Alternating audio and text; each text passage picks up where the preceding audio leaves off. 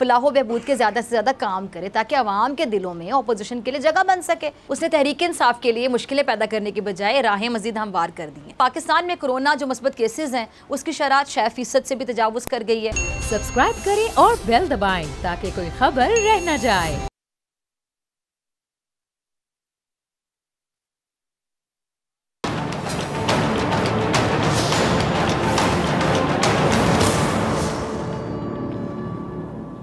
अस्सलाम वालेकुम नाज़रीन, मैं हूँ डॉक्टर फ़िज़ा अकबर खान और मैं हूँ पाकिस्तान और आप देख रहे हैं पाकिस्तान के सबसे बड़े न्यूज़ चैनल का नंबर 1 प्रोग्राम ऐसे नहीं चलेगा। नाज़रीन, क्लासरूम में सन्नाटा तारी था। तलबा की नज़रें कभी प्रोफेसर की तरफ उठती और कभी ब्लैक बोर्ड की तरफ। प्रोफेसर के सवाल का जवाब किसी के पास नहीं था और सवाल था ही ऐसा, जवाब कौन देता। प्रोफेसर ने हॉल में दाखिल होते बगैर किसी एक लफ्ज़ कहे ब्लैक बोर्ड पर एक लंबी सी लकीर खींच दी। फिर अपना रुख तलबा की तरफ करते हुए पूछा कि तुम में से कौन है जो इस लकीर को छुए बगैर इसे छोटा कर दे। अब क्लास का एक ज़हीन तालिब इल्म, उसने आखिरकार उस खामोशी को तोड़ते हुए जवाब दिया कि लकीर को छोटा करने के लिए सर इसे मिटाना पड़ेगा और आप इस लकीर को छूने से भी मना कर रहे हैं।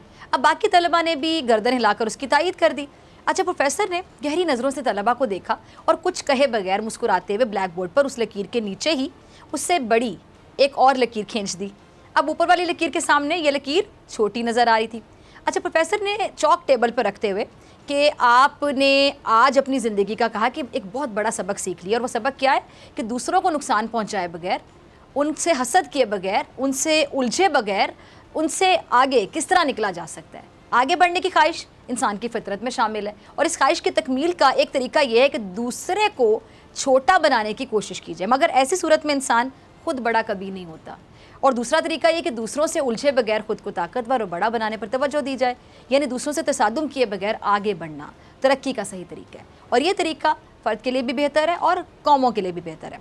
अच्छा, दूसरे दिन क्लास में दाखिल होते प्रोफेसर साहब ने ब्लैक बोर्ड पर एक बड़ा सा सफ़ेद कागज़ चस्पा कर दिया।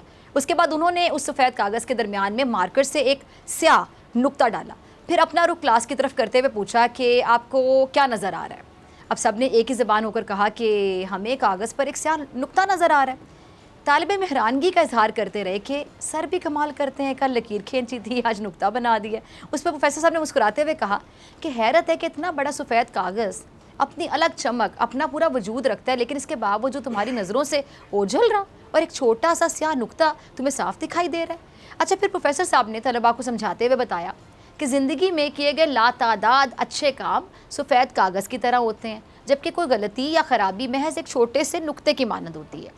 अच्छा, लोगों की अक्सरियत दूसरों की गलतियों पर तवज्जो ज़्यादा देती है लेकिन अच्छाइयों को नज़रअंदाज कर देती है।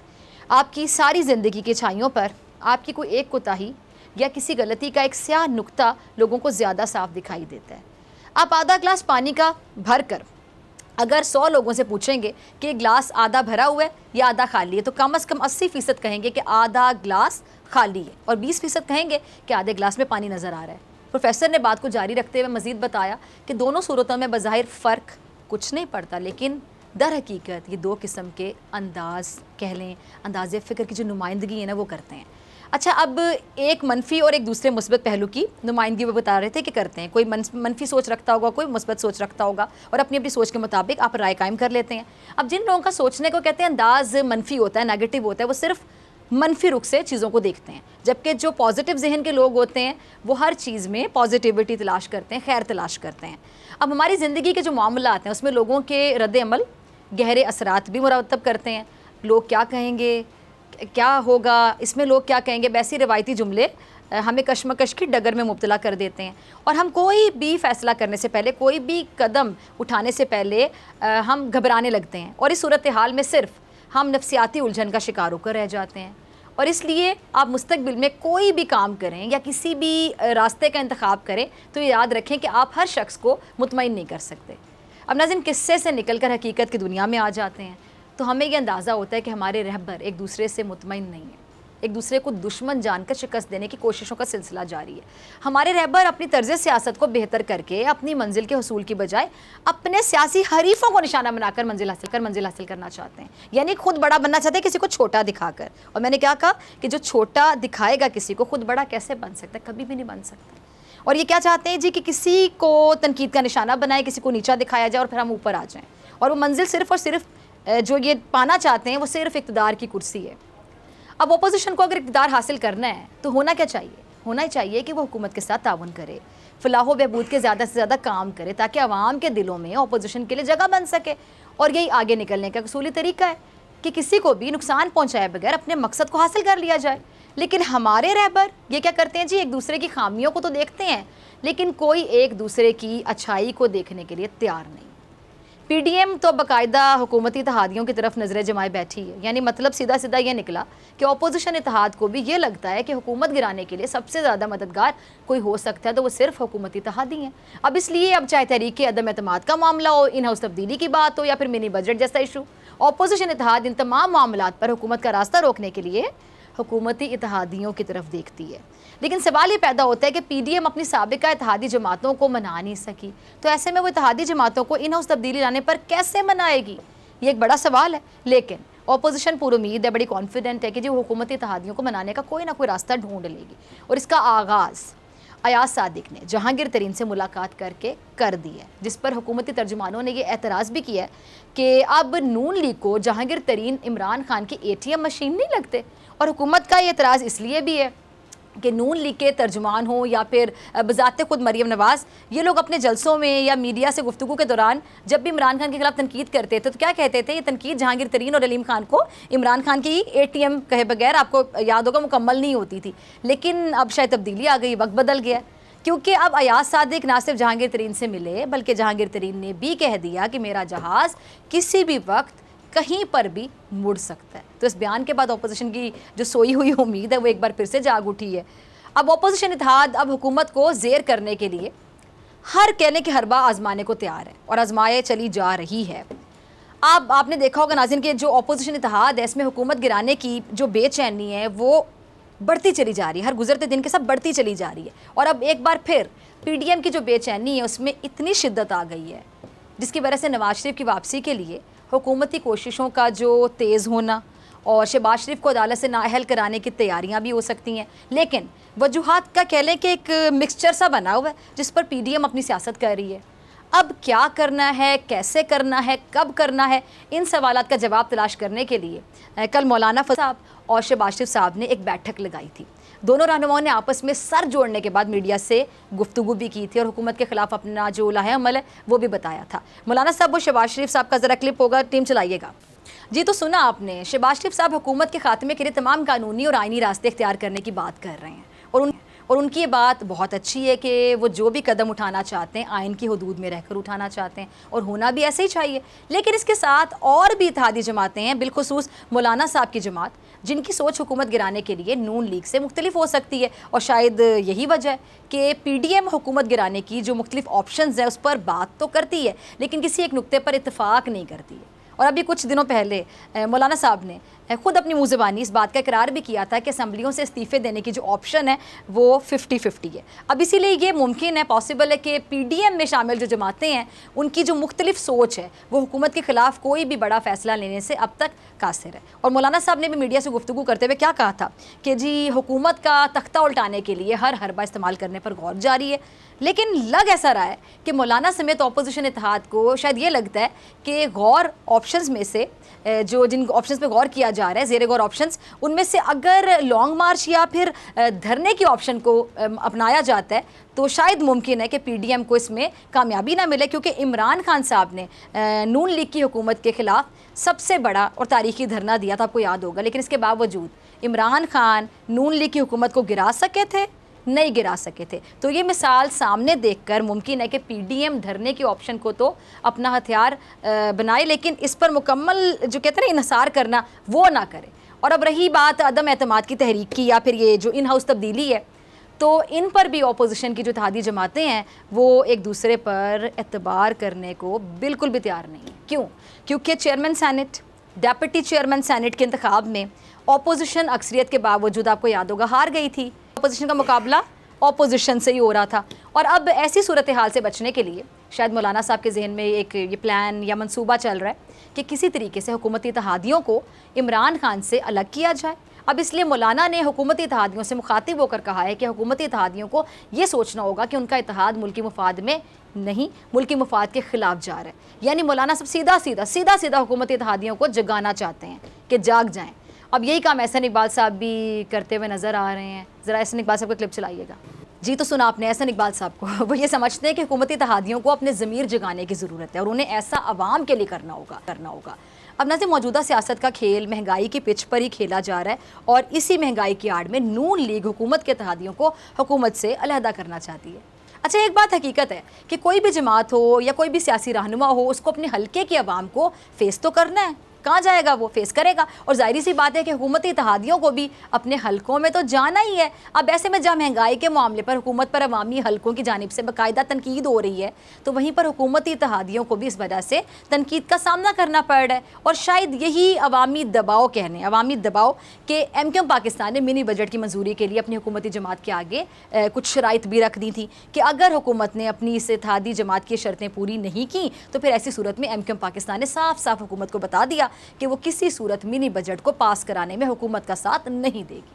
और डॉक्टर खालिद मकबूल सिद्दीकी साहब ने अपने अरकान को ये हिदायत भी कर दी थी कि जी अगर हुकूमत ने अवाम को मुतासिर करने वाले जो टैक्स हैं वो वापस नहीं लिए तो फिर बिल की हिमायत किसी सूरत नहीं की जाएगी। यानी अवामी दबाव को MQM पाकिस्तान ने बाकायदा महसूस किया और यही दबाव इसने हुकूमत पर भी डाला कि मिनी बजट में अवामी टैक्सेस का बोझ ना डाला जाए। लेकिन अब एक खबर ये है कि हुकूमत ने MQM के सारे जो तहफ़्फ़ुज़ात हैं वो दूर कर दिए हैं और MQM मान गई है। लेकिन बार बार इत्तेहादियों को हुकूमती जमात से को एहसन इकबाल साहब मौका गनीमत ख्याल कर रहे हैं और इसीलिए वो हुकूमती इत्तेहादियों का ज़मीर जगा रहे हैं। और हमाद अज़हर साहब क्या कह रहे हैं कि जी मिनी बजट में आवाम पर टैक्सों का बोझ डालने का तासुर जो है ये सरासर गलत है। ज़रा सुनिएगा हमाद को क्या कहते हैं। अच्छा जी, हमाद अज़हर ने पहले खूब सुनी और अब वो अपने सियासी मुखालिफिन को सुना रहे हैं और सुनाते सुनाते ये भी बता रहे हैं कि जी गरीब आवाम पर कोई नया टैक्स नहीं लग रहा। जो लोग टैक्सों पर शोर मचा रहे हैं वो पहले अपने हिसाब दें। यानी हमाद अज़हर कहना ये चाहते हैं सीधा सीधा कि वो अपोजिशन जिसने अपनी करप्शन का हिसाब नहीं दिया वो अब टैक्सों पर प्रोपेगेंडा करके वही अपोजिशन आवाम से हमदर्दी जता रही है। और बिलावल और खुर्शीद शाह जवाबी वार करते हुए कहते हैं कि हुकूमत कब तक झूठ बोलती रहेगी, कब तक आवाम को धोखा देती रहेगी। महंगाई बढ़ने की जिम्मेदार कोई अगर है तो वो सिर्फ और सिर्फ सिटिंग गवर्नमेंट है, ये मौजूदा हुकूमत है। अच्छा, बिलावल और खुर्शीद शाह का ये क्लिप होगा, ज़रा चलाइएगा टीम। अच्छा, सुना आपने, ऑपोजिशन का ये कहना है कि जी हुकूमत ने मुल्क की मईशत का बेड़ा गर्क करके रख दिया। और दूसरी जानिब हुकूमत क्या कहती है कि जी हमारे मुआशी जो हालात हैं वो बेहतरी की जानिब जा रहे हैं। पीपल्स पार्टी PDM से अलहदा है, लेकिन अगर ऑपोजिशन हुकूमती जो इत्तेहादी हैं उनको साथ मिलाने में कामयाब हो भी जाती है तो मुमकिन है कि पीपल्स पार्टी PDM में वापसी के लिए सोचने पर गौर शुरू कर दे।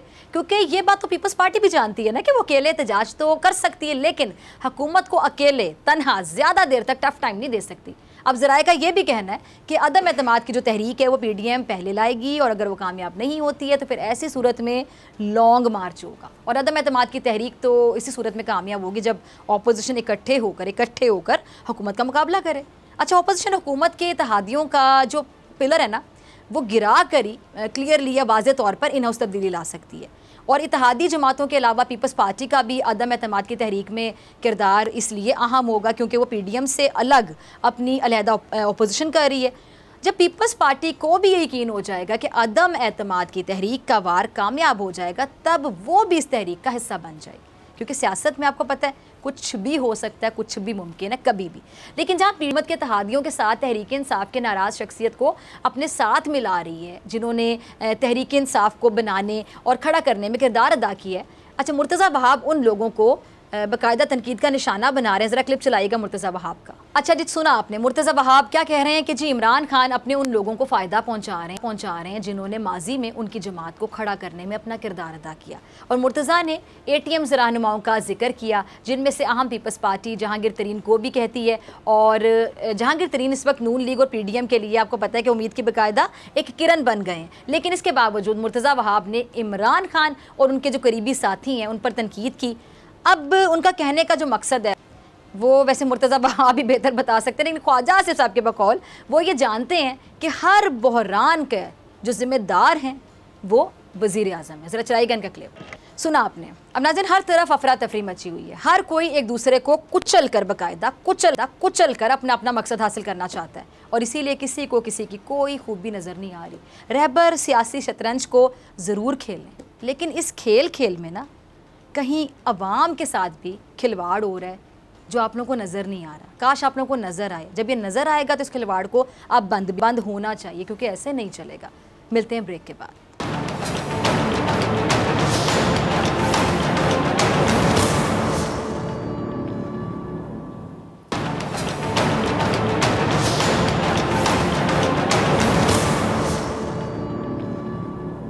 वेलकम बैक नाजरीन। ऑपोजिशन का कौमी असम्बली के बाहर एहतजाज और हुकूमती मुआशी पॉलिसी पर गोलाबारी तो जारी है, लेकिन ऑपोजिशन के आपसी जो इख्तलाफात हैं और कमज़ोर आप हिकमत अमली कह लें, उसने तहरीक इंसाफ के लिए मुश्किलें पैदा करने की बजाय राहें मजीद हमवार कर दी हैं।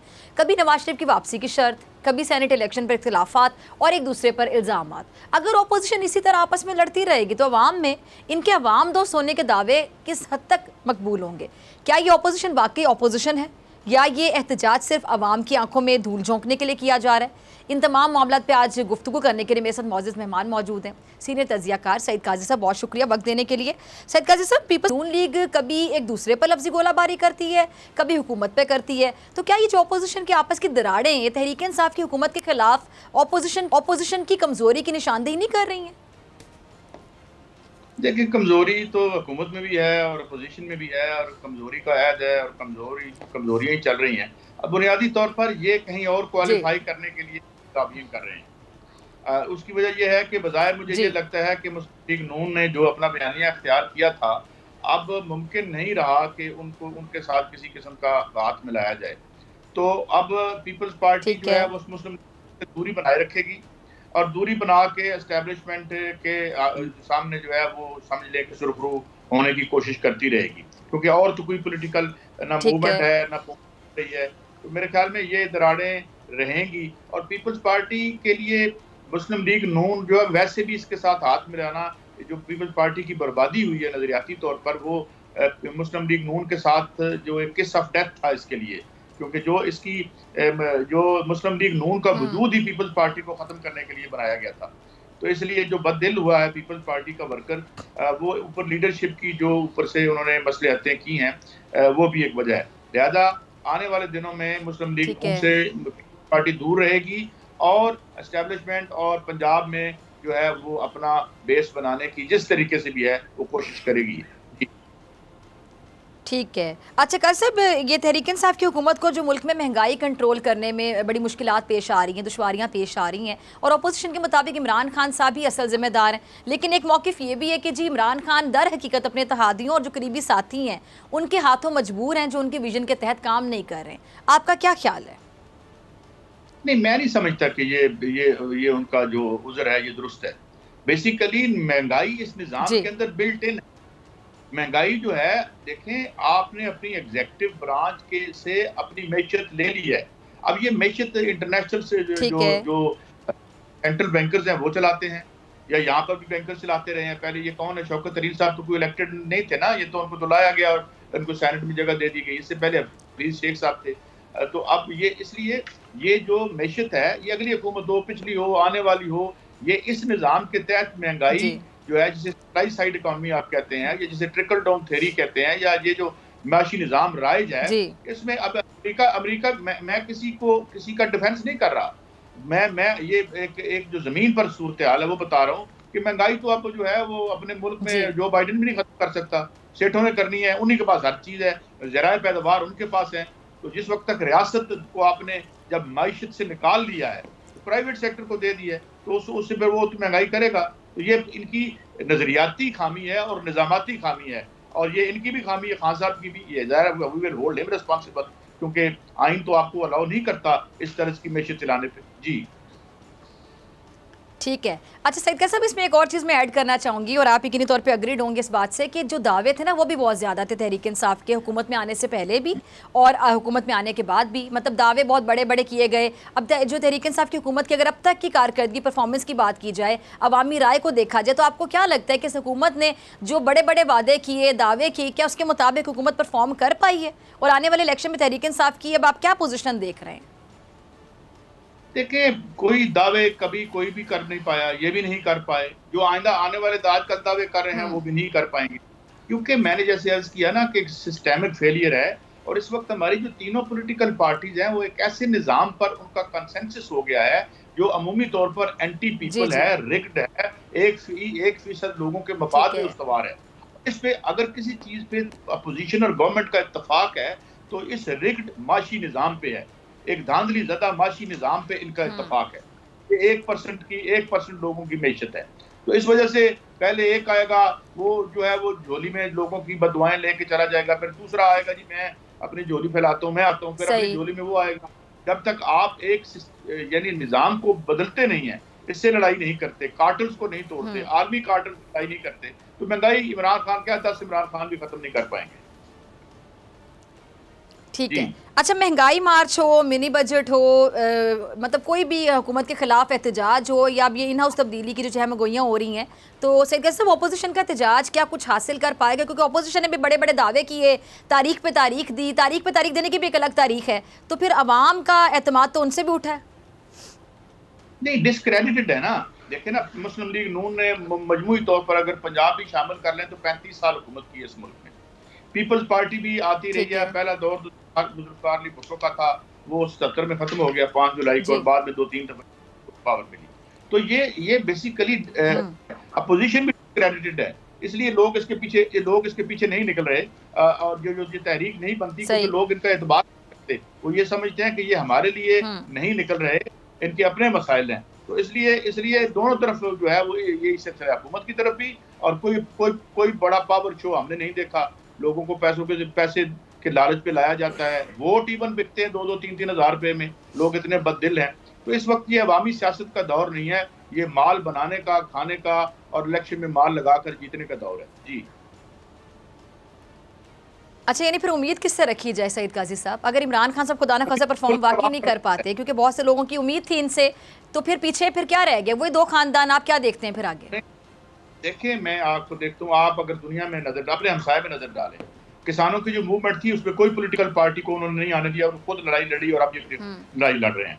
अभी आप देखें तो पाकिस्तान में लोग जो है वो बिलबिला के बाहर आ गए, इतना दौलत से माला माल है, लेकिन वहाँ ये एक्सान और मोबिल और बड़ी बड़ी मल्टीनेशनल उसके लोगों की जिंदगियां उजाड़ रही हैं। तो मुझे लगता है कि अब एक दौर है, तहरीकों का दौर होगा, और ये दौर अगर आप देखें तो जनवरी 2020 में आप अमेरिका की तहरीक को देख लें, उसमें तो आप 200 शहरों में कर्फ्यू लग गया था। कोई पॉलिटिकल पार्टी, चले ट्रंप एक लिहाज से था उसके पीछे, लेकिन तहरीकें बन रही हैं। ईरान में आप अगर देखें तो ईरान में कोई तकरीबन 300-400 बड़ी स्ट्राइक्स हुई हैं, और लोग जो है वो सियासी पार्टी, हर जगह पे लोग अपनी लीडरशिप की तलाश में मूवमेंट अभी भटक रही है। तो मेरे ख्याल में ये भी ये लोगों को जो एक रिजाइयत या ऑप्टिमिज्म है वो ये है कि लोग जिंदा हैं और वो तारीख के मैदान में उतरेंगे जल्द या बदेर। ठीक है। अच्छा साहब, लास्ट में मैं आपसे जानना चाहूँगी, आखिरी 1 से 2 मिनट हैं, आप मरियम नवाज का और बिलावल जरदारी का सियासी मुस्तकबिल क्या देखते हैं? देखिए, बिलावल साहब का तो मुस्तकबिल रोशन हो सकता है और एस्टेब्लिशमेंट में उनको जो है पजीराई भी मिलती है, मगर मरियम साहबा खुद तो क्या, अगर वो मुस्लिम लीग नून में भी रही तो मुस्लिम लीग नून का भी यहाँ की सियासत में मुस्तकबिल मुझे ज़्यादा खुशगवार नहीं लगता। जी ठीक है जी, सही कैसे, बहुत शुक्रिया आपके वक्त के लिए। नाज़रीन, आपसे मुलाकात होगी इस ब्रेक के बाद।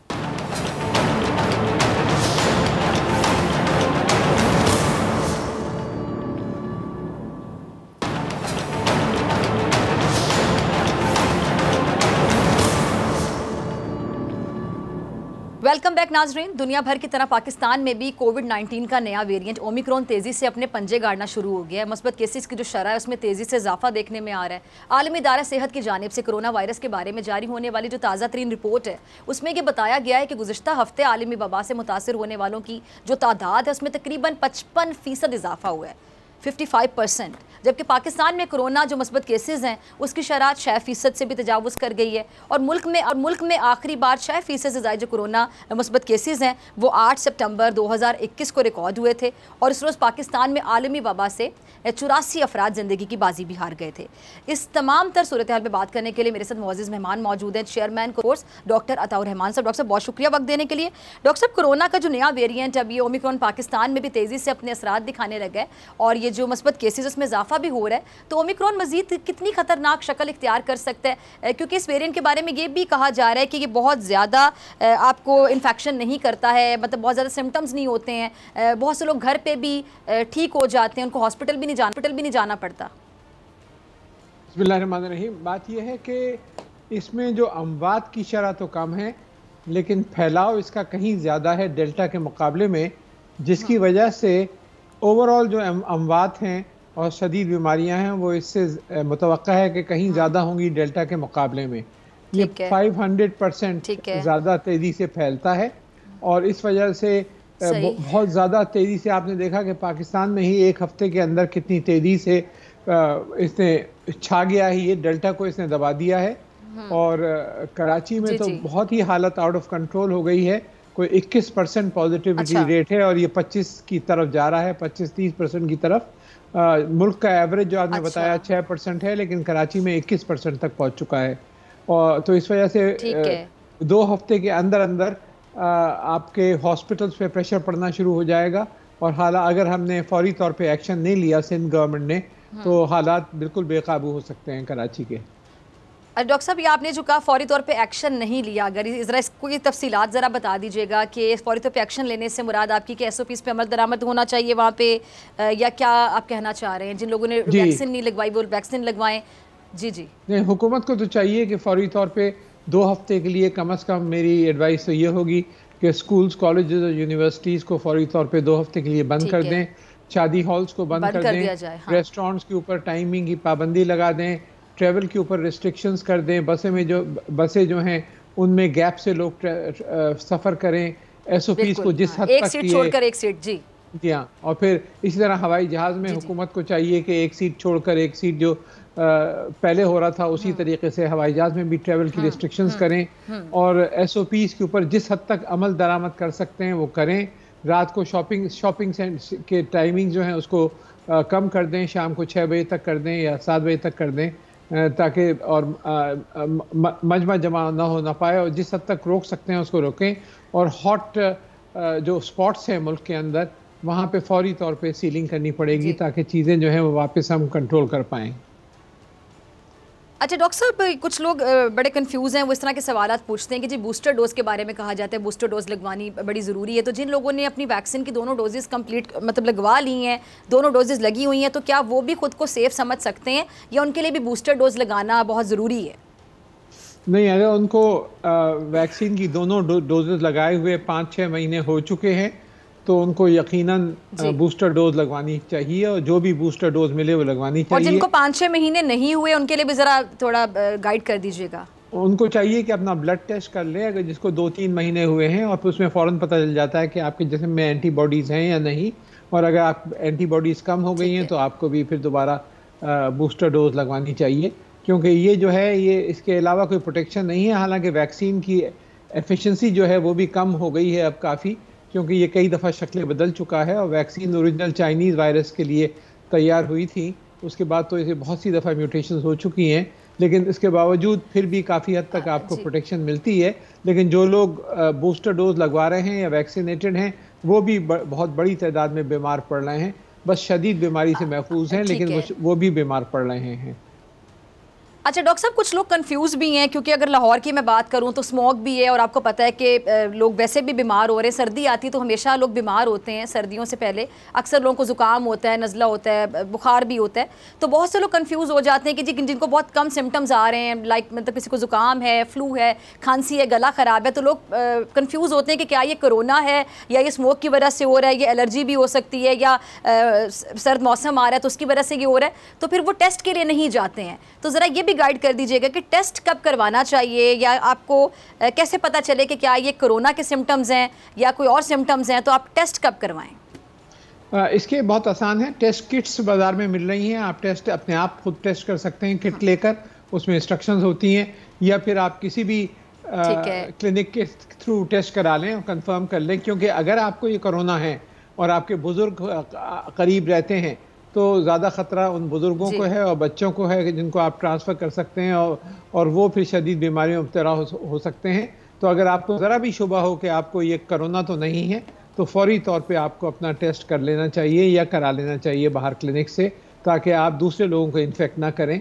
क्योंकि जैसे ही आप जैसे मैंने अर्ज़ किया कि आप अगर प्रोटेक्टेड भी होंगे, वैक्सीनेटेड भी होंगे, फिर भी आपको ज़ुकाम, खांसी या गला ख़राब होता है, तो चांसेस यही हैं आजकल के कोरोना ही है, क्योंकि फ्लू जो है वो अब दब गया है काफ़ी हद तक, और ज़्यादातर अब ये जो खांसी बुखार जो हो रहा है वो इसी वजह से हो रहा है, कोरोना छा गया है। तो इसलिए टेस्ट करना लाजमी है। ये नहीं सोच के न करना चाहिए आपको कि आपके पास फ्लू या खांसी है इसलिए कोई ख़ास इसका फ़र्क नहीं पड़ेगा, क्योंकि आप दूसरे लोगों की ज़िंदगी जो है उसको ख़तरे में डाल रहे हैं। अच्छा डॉक्टर साहब, जिस तरह आप कह रहे हैं कि केसेस बहुत बढ़ते चले जा रहे हैं, खासतौर पे जो ये वेरिएंट आया ओमिक्रॉन, इसकी ज़्यादा केसेस बढ़ रहे हैं, बाकी इसमें डेल्टा से ज़्यादा तेज़ी से फैल रहा है, तो क्या अगर ये इतने ज़्यादा लोगों को हो रहा है जिस आप बता रहे हैं, तो ये फैक्ट्स एंड फिगर्स जो बता रहे हैं, तो इससे हर्ड इम्यूनिटी की तरफ भी जाएंगे हम?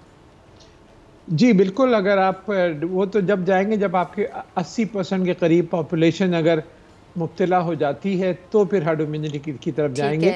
अभी तक तो आपकी पॉपुलेशन के कोई 30% है। तो अभी के दादोशुमार देखते हुए आपको लगता है कि ये हर्ड इम्यूनिटी भी पैदा हो सकती है जितने लोगों में फैल रहा है तेजी से?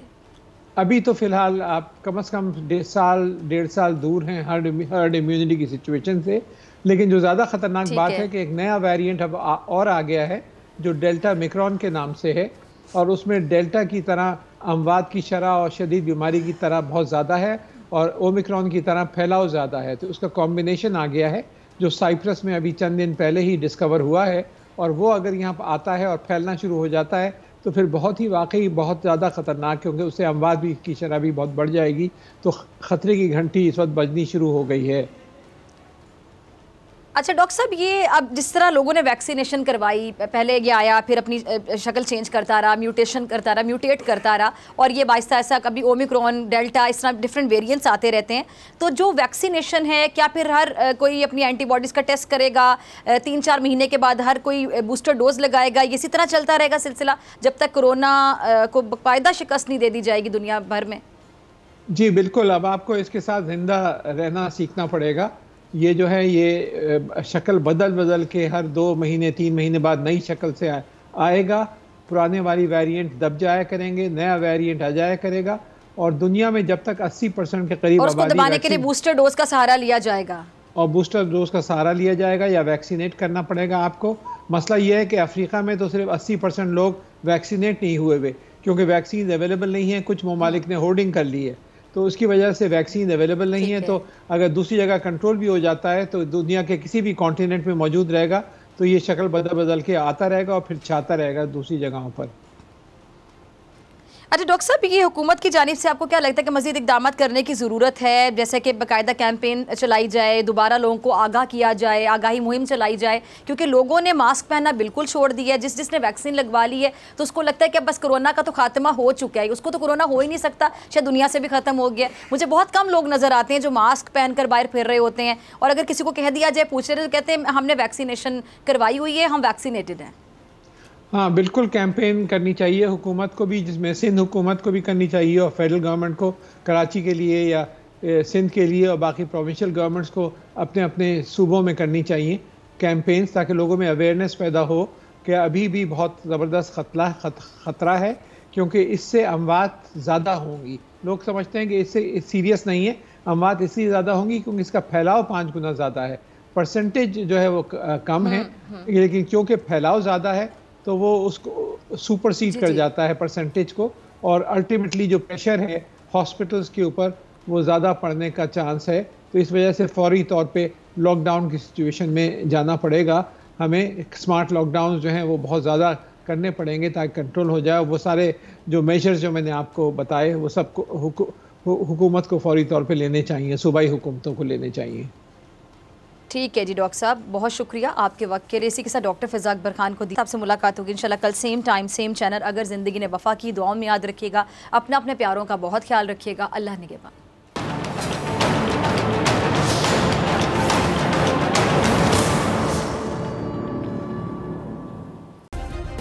सब्सक्राइब करें और बेल दबाएं ताकि कोई खबर रह न जाए।